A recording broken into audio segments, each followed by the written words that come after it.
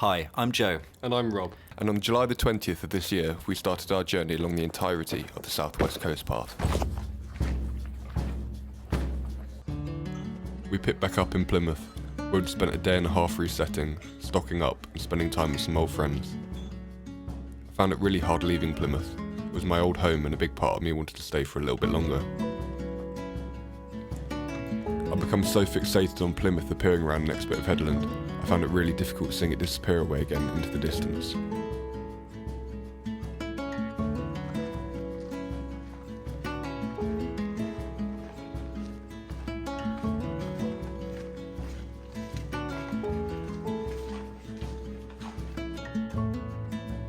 And for all my years in Plymouth, I'd never explored this town. Quite a quaint little place just around the corner.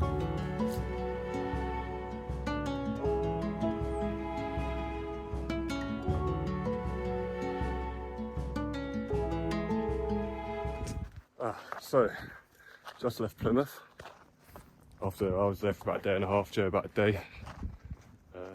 Really nice. Thank you to Kobe and Ibby. No, sorry.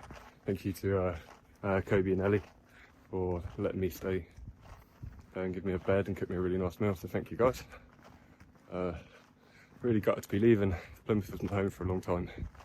It's hard to come away again because there's a lot of nice memories there. That's a nice place for me to be. But yeah, just sort of getting our last shots here of Plymouth before we get around the headland. I'm going to head somewhere today, I forgot what it's called. See how we get on.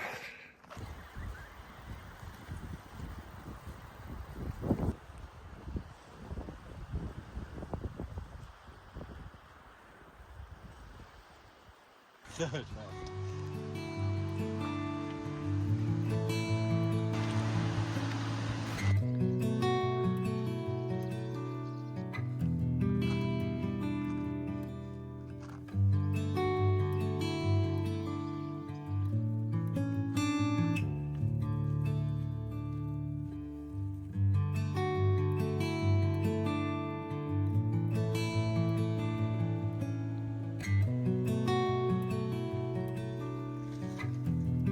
We realised we arrived too late to catch the ferry, and the sea level was too high to cross by the river, so we had a drink and came up with the plan.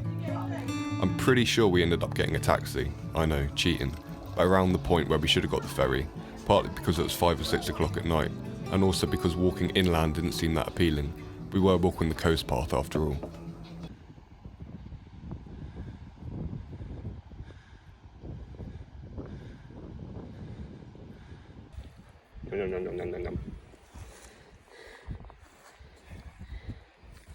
Hello. Oh, you fucker! You bit me, yeah. Got it. Oh, you got bitten by a guy.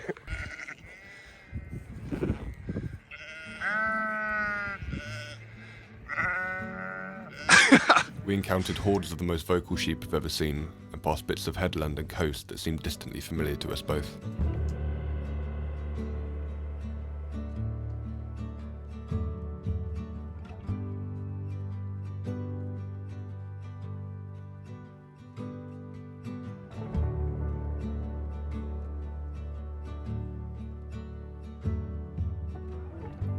What initially looked like a relatively flat section of the path started revealing these hidden dips, constantly going back down to sea level and then back up again. You would think that we're used to it by this point in the path, but each hill was still a unique battle.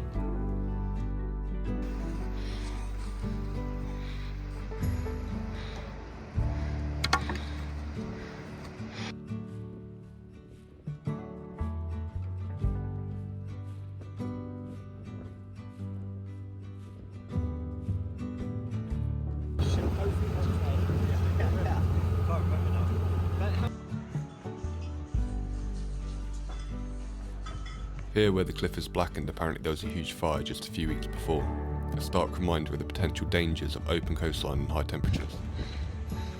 Up he goes.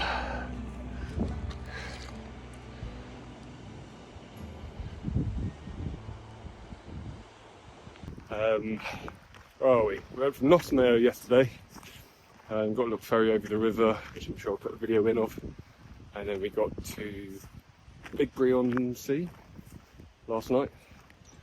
Now we're just walking on, we're trying to make our way to Salcombe, We've had a couple of really foggy mornings, which has been a bit shit, to be honest with you. But now out of nowhere, look. Amazing, isn't it? So our plan is we're going to try and get back to Poole, back home, for the 2nd of September, which leaves us about 18 or 19 miles a day for the next 10 days with no rest or anything. So plan for that is that obviously that'll be the weekend. It'll be great to see our friends and have a catch up and everything. That's the plan. We'll see if we can get it done. Might be a bit ambitious, don't know. But see. You going? Yeah. That's so cool, man. Everyone's gonna think you're a legend. Been going?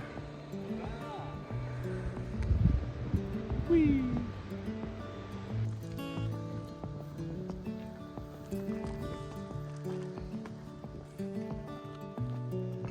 These narrow paths clung to the edge of the cliffside, and it felt we'd stepped into some sort of journey through Middle-earth.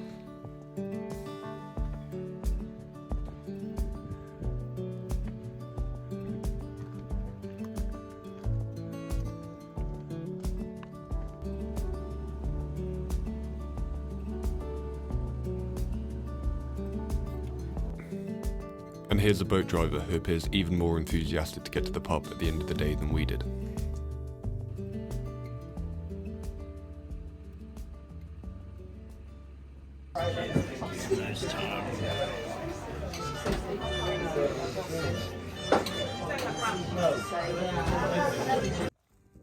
This was the morning of the 25th of August, so a month and 5 days since leaving Minehead.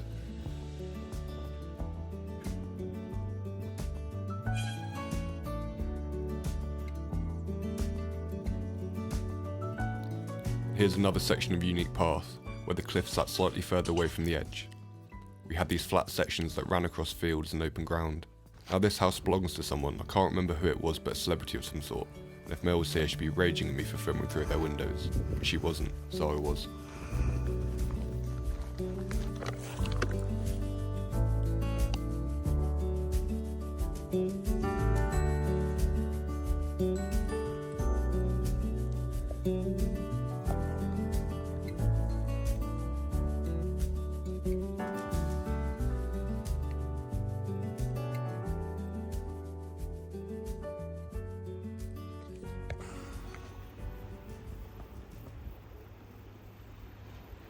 It's not the best video, but seals are very common along this stretch, increasing in numbers as we approached a breeding cove.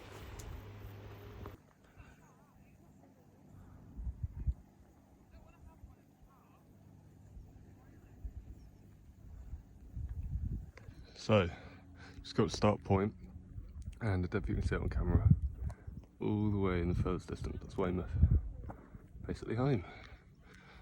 And we got this. Whee. So as you can see from this map, Start Point is a long section of coves and beaches, each with a few touristy spots within them. It's one of those sections which seems to go on and on and on, and it wasn't the most exciting walking.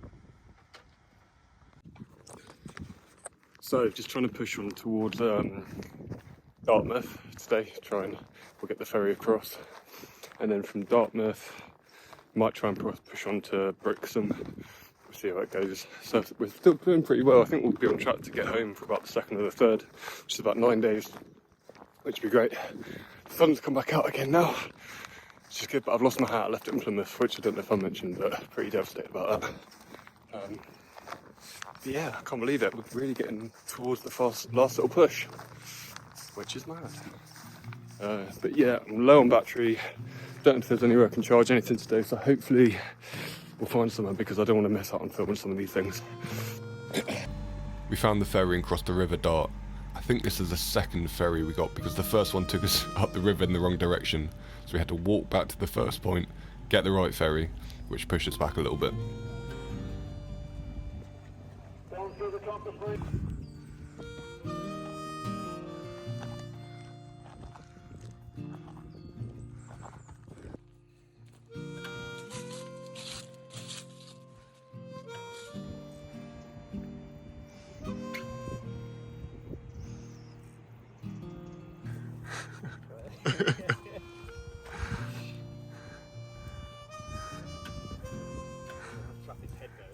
He won't, he'll be right.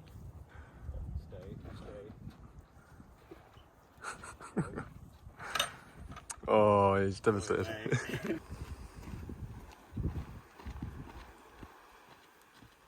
And you can see here my bag isn't looking in the best of shapes.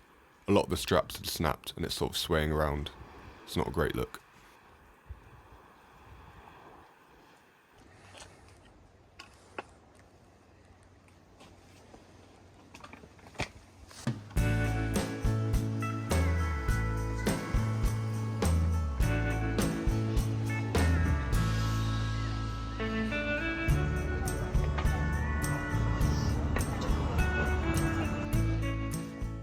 Out the back of Brixham Harbour we found this small little beach where there was a few fellow backpackers and other people spending the night.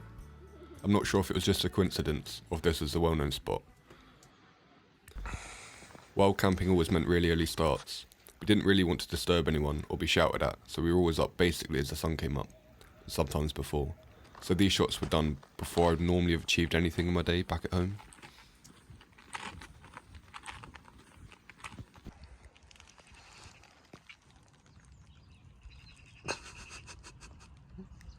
You may know or have noticed that the coast path is signposted by a series of acorns. We passed thousands on our walk, but this is my favourite.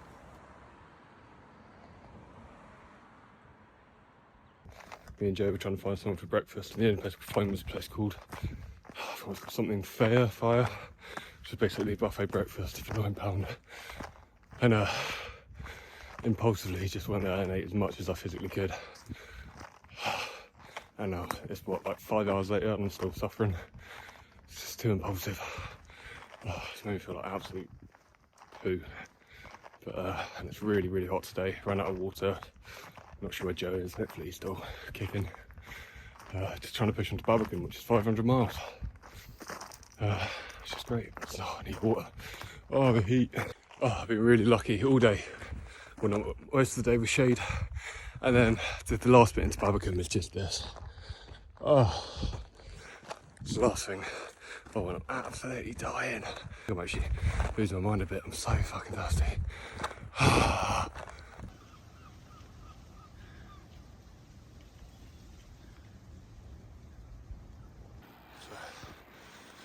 Pushed on, made it to Plymouth about 4:05. So should have time to get the ferry across tonight and get a few more miles under the way. So I can get it.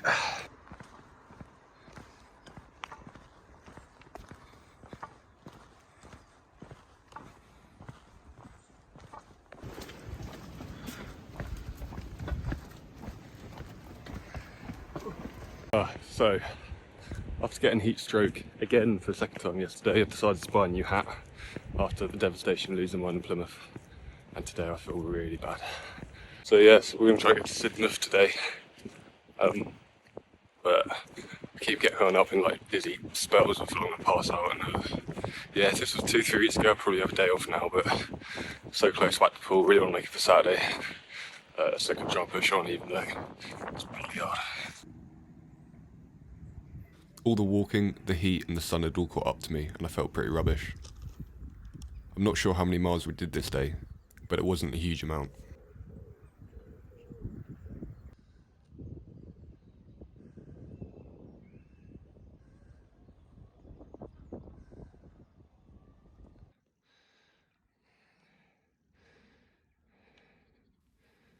And we're coming to the end of this video. It seems a good place to stop as we're right on the tip of re-entering Dorset, the place me and Joe are both from, essentially home. Make sure you watch the next video.